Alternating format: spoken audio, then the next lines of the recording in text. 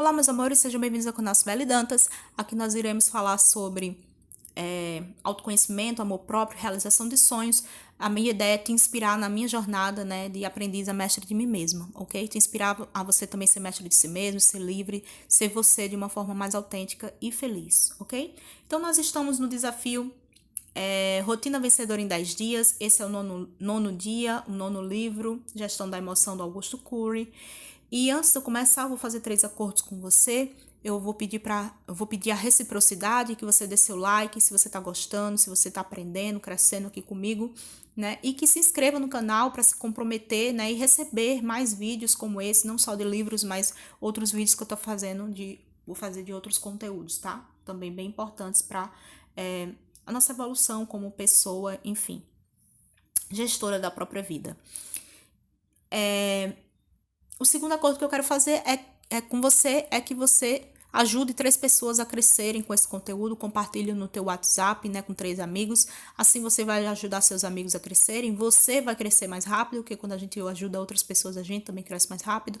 E vai me ajudar no canal também, né, porque eu tô começando agora e vai ser muito bom contar com a tua ajuda, ok? Número 3 é que você vá até o final do vídeo, porque vai ter uma tarefinha de casa e você aprende de forma ativa, né?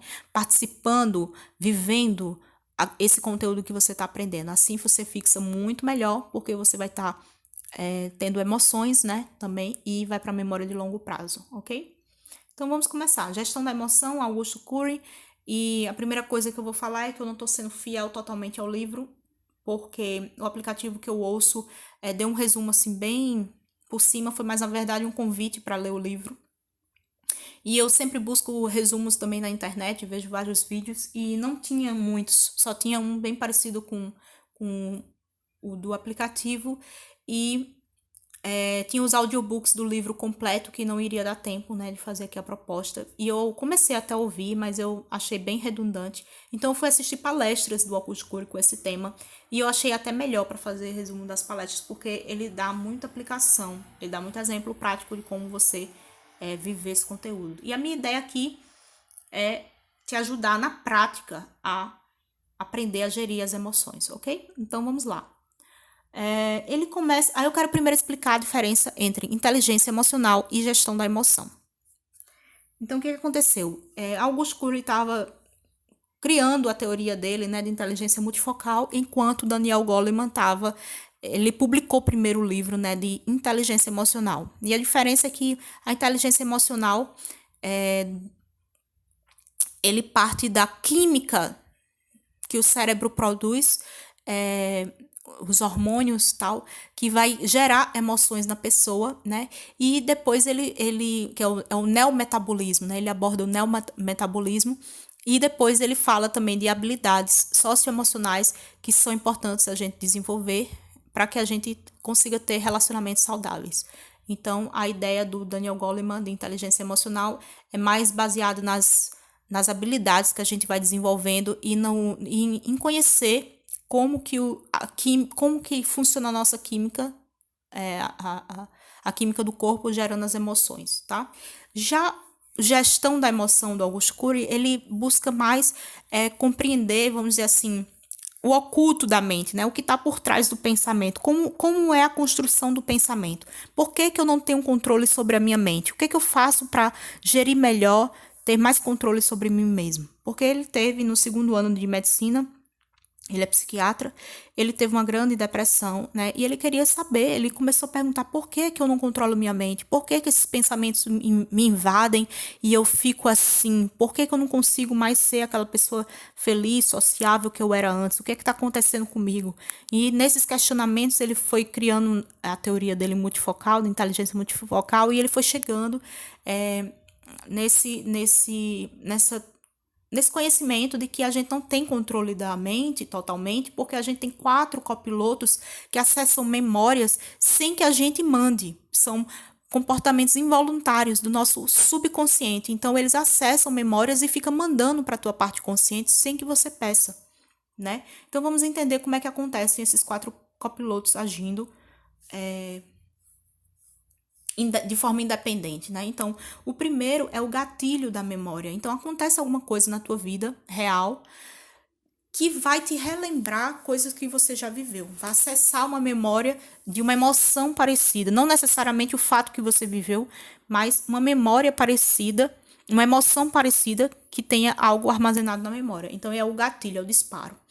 E aí, existem as janelas da memória. E existem 3 janelas. São as neutras, que guardam 90% da sua memória, dos conteúdos, que não tem esse peso emocional grande. Tem as janelas lights, que são memórias saudáveis, de emoções positivas, vamos dizer assim, de prazer, de amor, de acolhimento, de reconhecimento. Então, é o momento que você, sei lá, se forma, são momentos, né, agradáveis, né, de festas, de comemorações, etc. E tem as janelas killers, né, que são matadoras, que são doentias, né, que armazenam momentos difíceis da sua vida, que você não sabia lidar, que você começou a ter fobias, medos, traumas, transtornos, enfim. É a parte pesada da nossa mente, negativa, que a gente não tem, não soube lidar em determinado momento e que a gente absorveu, ok? Existe o terceiro copiloto, que são as âncoras da memória. E a âncora já está dizendo, é aquilo que fixa, né? Então, podemos ter 2 problemas aqui. Quando a âncora é aberta demais, ela flutua muito de pensamento em pensamento, ela não tem um foco. Então, você fica disperso, você fica com pensamento difuso, você fica sem conseguir se concentrar em algo. E quando essa âncora está muito fechada, você fica obsessivo no conteúdo, você fica revivendo situações traumáticas na sua vida. Então, nem quando está aberto demais, nem quando está fechado demais é bom, ok? A âncora. E quem é que vai determinar, Sibeli, esse pensamento que vai ficar se repetindo? É o alto fluxo, que ele faz tipo uma varredura procurando qual é a memória que vai ter mais volume, um alto volume emocional, seja de dor ou de prazer, para ele ficar acessando. Ele sempre vai procurar o que mais tem emoção.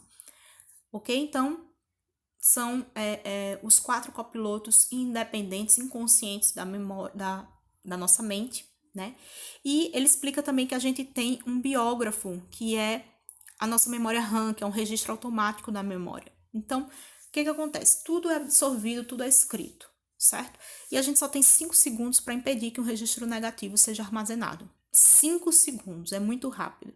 Então, ele explica a técnica DCD, que é duvidar, criticar ou confrontar e determinar. Então, vamos dizer que você tem um incômodo, né? Você tem um pensamento que fica vindo e você sente que você está sendo controlado, você não tem controle sobre esse pensamento. De repente você começou a pensar uma coisa e de repente você está pensando de novo e aí você já está incomodado, você se sente controlado. E o que é que você tem que fazer? Você tem que duvidar. Por que eu estou pensando nisso?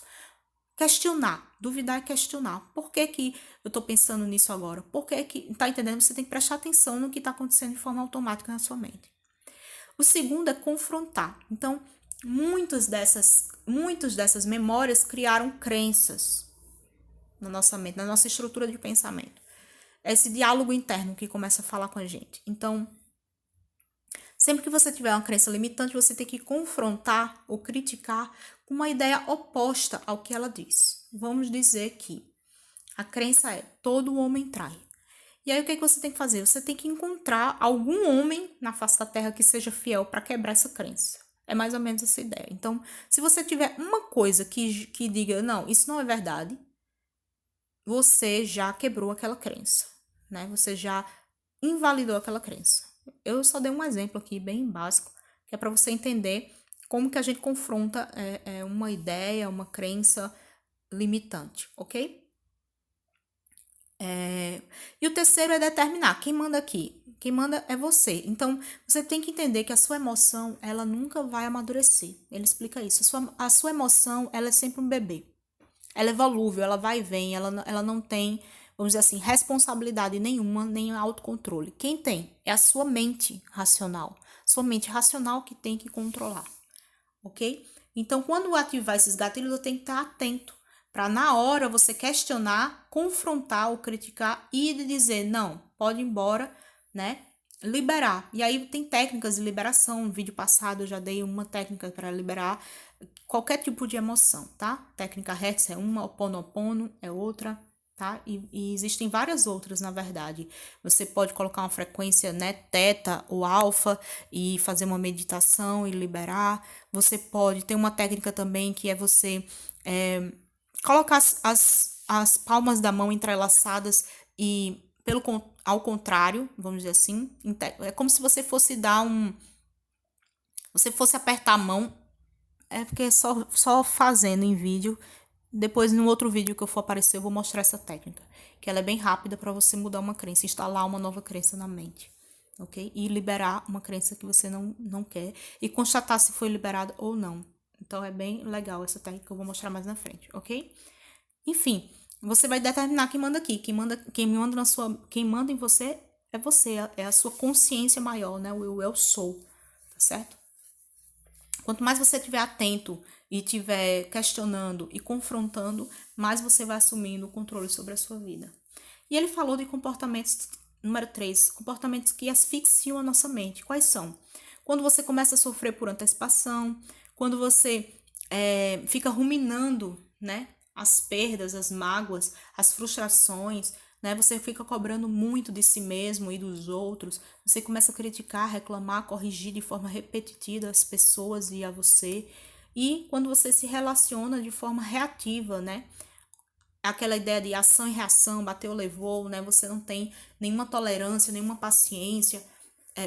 Você não consegue, vamos dizer assim, silenciar, acalmar e reverter a situação, contorná-la, né? Fica criando ali confronto. Então, isso aí não é uma forma inteligente, né, de lidar nos relacionamentos, nem com você mesmo, né? Que a gente primeiro se relaciona com a gente, e da forma que a gente se relaciona com a gente se relaciona com as outras pessoas. Número 4, ele fala da síndrome do pensamento acelerado. E aqui eu quero que você preste bastante atenção. Por quê? Qual o maior problema, o mal do século? O mal do século hoje é ansiedade e depressão, né? Ansiedade é você ficar criando um futuro ruim para você, né? Você criar cenários negativos, cenários que você não quer na sua mente, você achar que você vai passar por alguma situação ruim, antecipar, viver, né, de antecipação e com sofrimento.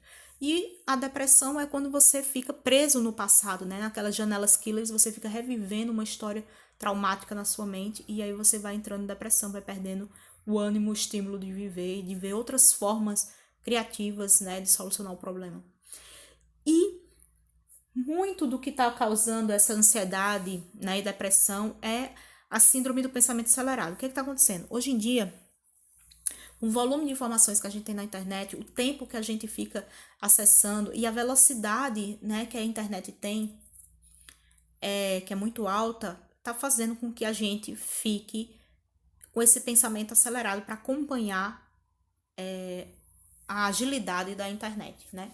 Que é tudo muito rápido a gente faz os pagamentos, a gente resolve tudo que a gente quer hoje em dia pela internet, né? E o que está acontecendo? A gente está ficando mais acelerado. Para você ter ideia, hoje uma criança de 9 anos tem mais informação na cabeça do que o imperador de Roma naquele tempo que governava o império, com várias cidades, né? Então, isso está adoecendo a gente. É um acúmulo de informação, um excesso de que a gente não vai usar, mas que está gastando energia. Por que a gente vive hoje tão cansado? A gente acorda já cansado, a gente alimentação ruim, sono ruim, e aí você vai entender o que é que essa síndrome do pensamento acelerado está causando. Porque muita gente todo mundo está achando hoje que tem déficit de atenção, TDAH e tal, e não é. É uma minoria que tem TDAH, porque tem questões de genética também, tem outros fatores, né, que causam. Mas essa síndrome do pensamento acelerado está sendo por comportamento mesmo, né? Essa nossa geração que ela é totalmente digital, que vive conectada, está cada vez mais ansiosa e são mendigos emocionais, né? Porque o que culminou também com a mulher, né, no mercado de trabalho, mãe sem poder dar assistência ao filho, o filho ficou cada vez mais carente, as pessoas estão cada vez mais carentes, precisando de muito estímulo para ter um pouquinho de prazer, né? Então, são mendigos emocionais que a gente chama, né? E o que isso acontece? O que isso ocasiona? esse pensamento acelerado ocasiona muitos erros, porque a gente vai perdendo a atenção. Isso vai causando estresse, perda de atenção e memória, insônia, ou seja, dificuldade de dormir. Essa luz azul, né, ela dificulta a produção de melatonina, e então vai tirando o sono vai ficando curto, vai gerando ansiedade, então aumenta o apetite, a gente começa a ficar mais intolerante, há muito desgaste, né, de energia, a gente começa a brigar, aí tem o envelhecimento precoce, vem a obesidade, diabetes, hipertensão, são doenças crônicas, né, que são muito comuns hoje até nos jovens. Aí vem brigas, divórcio, possibilidade de câncer de 1 a cada 5 pessoas. E já estão pesquisando se essa questão da síndrome do pensamento acelerado, que é causado pelo esse acesso à internet, que é, vamos dizer assim, por muitas horas, se é um dos fatores que está causando câncer em tanta gente. Porque ele falou que há 40 anos atrás era uma pessoa com câncer a cada 20 pessoas na população. E hoje, que deveria ter diminuído, porque eles começaram, né, naquela época em que tinha uma pessoa com câncer a cada 20 pessoas na população, eles já começaram a controlar mais a questão do alcoolismo, das drogas, né, do meio ambiente, as irradiações, como é que eles estavam buscando as causas de câncer, né, o que poderia estar causando câncer, e eles foram tentando combater as pessoas da área de saúde, né? Augusto Cury explica isso. E eles pensavam que ia retroceder, ou seja, de 1 a cada 20, eles pensavam que ia para 1 a cada 50, 1 a cada 100, ou seja, cada vez diminuindo a quantidade de pessoas com câncer. E foi o contrário, né? Eles não estavam atentos a esse lado da internet, que está fazendo que esse pensamento fique acelerado, agitado, né? E que a gente, vamos dizer assim, tenha tantas perdas por conta disso, né? E descontrole emocional e tudo, né? Porque quando começa a afetar a questão de atenção, né, e de sono, e começa a dar ansiedade, né, essa ansiedade constante, aí já muda o apetite e tal, mexe com os hormônios da gente, né? Você para de dormir, descontrola logo os hormônios. Você muda o apetite, pronto, descontrola tudo, né? E essa é uma dos estudos que eles estão fazendo agora muito profundo é se esse câncer que está hoje muito comum na população, 1 a cada 5 pessoas, gente, é muita gente, né? E eles estão estudando se é por conta dessa síndrome do pensamento acelerado que é ocasionado pela internet, o acesso por muitas horas, né, à internet. Porque ele explica que começou a acelerar, vamos dizer assim, começou a multiplicar de forma desordenada o crescimento de algumas células doentes. Então, por isso que ele está falando que esse pensamento acelerado está fazendo com que algumas células comecem a se multiplicar de forma desordenada e que gera câncer. Então, vamos lá. O quinto item que ele fala de gestão das emoções são dicas para que a gente comece a melhorar os nossos relacionamentos de uma forma geral. Então, a gente deve estar prestando atenção em quê? Em encantar as pessoas, valorizar os sonhos delas, aplaudir seus acertos, perguntar, né, quando tem algum problema, alguma discussão, onde foi que eu errei e não percebi, né? O que eu posso fazer para te deixar mais feliz? Né? São perguntas de aproximação, de reconexão, de unir novamente, né? Relevar os defeitos, pois ninguém é perfeito. Enfim, são dicas gerais para que os relacionamentos da gente melhorem. E o sexto item é que são 3 ferramentas para relacionamentos amorosos agora. Relacionamentos amorosos incríveis. Ele fala de 3 tipos de relacionamento, né? O relacionamento bronze seja agradável, né? Então, quando você é agradável, você não tá piorando as coisas, né? Você não tá fazendo com que o outro se sinta mal. Então, como é que você faz isso? Abaixa o tom de voz ou silencie se o outro aumentar a voz, se o outro estiver estressado, estiver reclamando de alguma coisa. A gente tem que ter consciência que não muda ninguém, mas a gente pode piorar as pessoas. Não criticar, culpar, diminuir os feitos, né, que o outro faz, não repetir as correções, sempre busque novas abordagens, porque quando você começa a ficar no repeteco, né, a pessoa não quer mais nem te ouvir, cansa até da sua voz, enfim, e nem ajusta, né? Nem muda. Então, buscar novas abordagens, né? Se você vê que não dá para conviver, então conversa já é melhor afastar ou tenta uma outra solução, mas não ficar repetindo as coisas, tá? Não piorar o que já existe. Buscar ser agradável. O segundo nível de relacionamento é o prata, né? Seja admirável. E aqui você vai nutrir a relação, você vai nutrir as emoções da outra pessoa.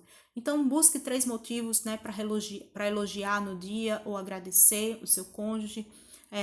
Aprenda a rir dos erros e defeitos. Bom humor, né? Alivia essa tensão. Então, ao invés de ficar criticando, né? Busca ter jogo de cintura, rir, ver um lado engraçado, alivia a tensão, né? Isso é um ponto bem positivo. Número 3, atenção aos detalhes e mimos, né? Mostre que ele é importante, tente agradá-lo, tente conquistá-lo, tente essa nutrição do amor, né? E número 4, comemore não só as datas especiais, mas faça do simples um espetáculo aos olhos, né? Então, mesmo no dia a dia, né? Não deixe entrar na rotina, busque de uma coisa simples fazer algo prazeroso, algo gostoso, né? É uma comida diferente, é uma forma de ajeitar a mesa diferente, é uma forma, não sei, sempre fazer algo que seja bonito e agradável e que comemore e celebre sempre. E seja surpreendente, aqui é ouro, né? É nível ouro, é inovar. Então, tem momentos de crise, né, que a gente surpreende quando a gente reverte a história, né? Então, dar outra face, perdoar, declarar amor em momentos de crise, em momentos difíceis, ao invés de piorar a situação, você reverter o quadro, relembrar por que estão juntos, né? Seduzir, provocar, relembrar aquela paixão do início e inovar, fazer o que nunca fez, ter criatividade, né, para surpreender. Aqui são algumas dicas, né, de como ser surpreendente. Ele disse que quando você é agradável, você está aproximando. Quando você é admirável, você está chegando no amor, né? O amor profundo. E quando você é surpreendente, aí você é inesquecível. Aí vem a tarefinha de casa, né? Então, eu tenho 2 tarefinhas aqui propostas para você fazer, né? E eu vou fazer também. O primeiro é diminuir o tempo de conexão com a internet para minimizar essa síndrome do pensamento acelerado, né? Eu não tinha noção do quanto isso está causando doença emocional nas pessoas, do quanto isso está afetando as pessoas, mas ele falou de números assim tão expressivos e eu sinto alguns sintomas também, né? Então eu vou realmente levar isso a sério, né? Diminuir esse tempo de conexão com a internet. Ele falou até de ter amigos de verdade, né? Não ficar só no virtual. E número 2, aplicar o item 5, né, dos relacionamentos em geral, esse daqui, dicas gerais para melhorar o relacionamento, encantar as pessoas, valorizar os sonhos, aplaudir os acertos, perguntar onde errou, o que pode fazer para deixar o outro mais feliz, né, e relevar os defeitos. Buscar aplicar esse item 5 se você não tiver relacionamento amoroso no momento. E se tiver, aplicar o item 6, né? Tentando mudar de nível, né, o seu relacionamento. Será que você é o que hoje? É agradável? Então, vamos tentar ser admirável. Se você já é admirável, tentar ser surpreendente, né? É mais ou menos isso. Então, espero que tenham gostado. Eu dei um geral, aqui tem bastante dicas, né? E eu espero que vocês pratiquem, ok? Beijo e até o próximo vídeo. Tchau, tchau!